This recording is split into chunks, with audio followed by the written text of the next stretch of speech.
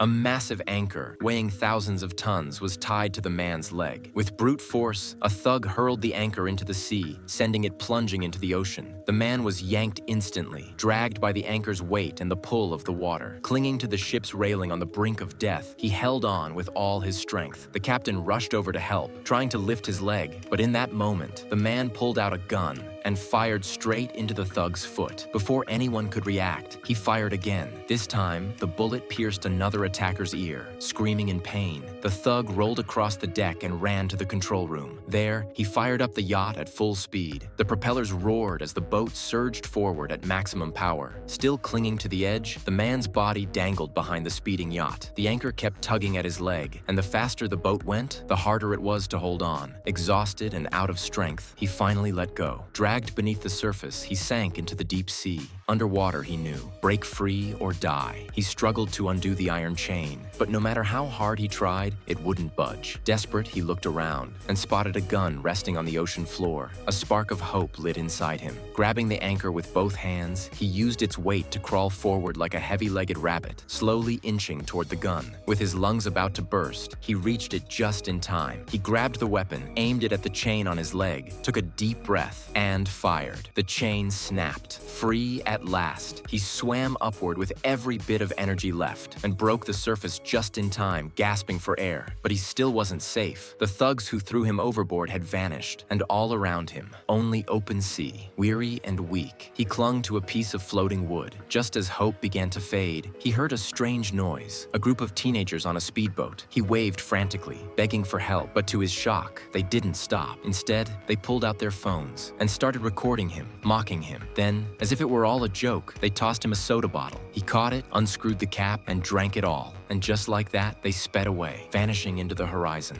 Now, floating alone once more, one question remains. Will the man be rescued in the end, or will the ocean claim him forever?